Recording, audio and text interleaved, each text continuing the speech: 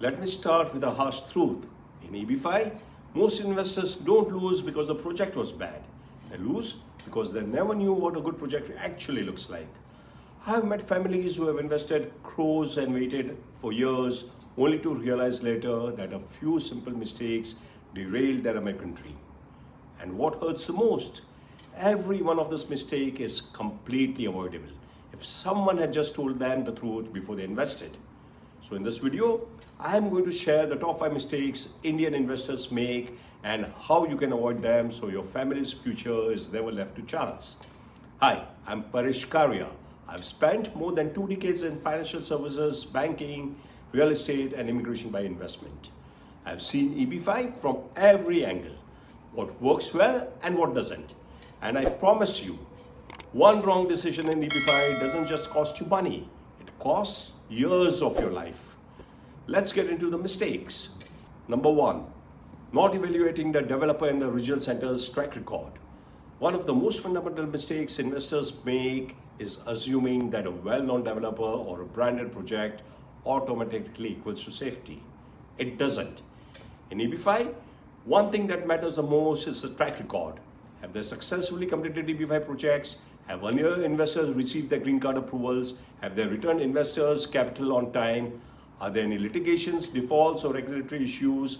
And have they demonstrated the ability to create jobs?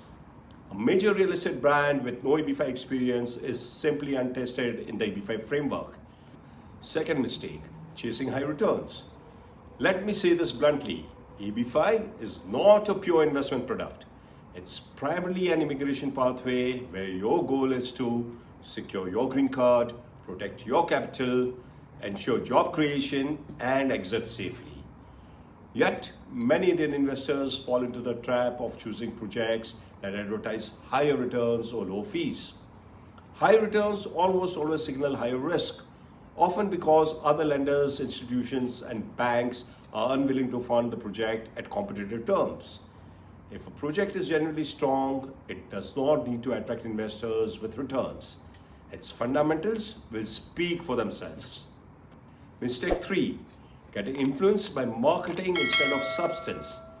This is a common pitfall. Many investors are swayed by beautiful brochures, 3D renderings, high-profile endorsements, luxury amenities, and aggressive marketing videos. But EB5 is not a marketing exercise. It's a regulatory, financial, and job creation exercise. Brochures don't build jobs. Animations don't complete constructions. Celebrity endorsements don't return capital. A serious evaluation must include job creation methodology, capital stack composition, EB5 loan security, construction progress, exit strategy, and repayment waterfalls. Without this, you are not performing due diligence. You are investing blindly. Another mistake, not asking the questions that truly matter. Most families ask, is the project safe? Is the developer reputed? Is it a big brand? But these are all surface level questions. The right questions are far more technical. Where does the EB5 capital set in the repayment hierarchy? What is the job creation buffer beyond the minimum? Is I-956F already approved? Have senior lenders funded? What exactly is the exit strategy? What is the developer's history with lenders and investors? EB5 success depends on asking the right questions, not the easy ones. As I often say, EB5 punishes assumptions. It rewards informed decisions. Another common mistake, attempting to do due diligence alone. This is perhaps the most dangerous error. Many investors assume they can evaluate an EB5 project by themselves, but EB5 documents are complex. They integrate US immigration regulations, SEC securities disclosure, real estate financing, multi-layered capital structuring, job creation economics model, compliance frameworks, and much more. This is not something you can interpret with Google searches or by reading a brochure. EB5 requires the combined analytical lens of an investment professional, an immigration specialist, a banker, and a real estate expert. A single misinterpretation can compromise both your capital and your green card prospects. You need expertise, not salespeople, not marketers, but a genuine EB5 with end-to-end understanding. Remember this, EB5 is not merely a financial decision. It's a generational decision.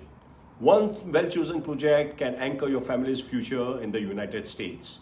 One poorly chosen project can undo years of planning. I have seen both the outcomes, and what separates success from disappointment is simple. Families who succeed avoid these 5 mistakes, and those who don't struggle. If you want to ensure clarity and make a fully informed EB5 decision, if you want your EB5 project evaluated with the precision of a banker, a chartered accountant, and an industry expert combined, then I invite you to book a consultation using the link below. Let's discuss your goals, review your options, and build the safest and the most predictable EB5 strategy for your family.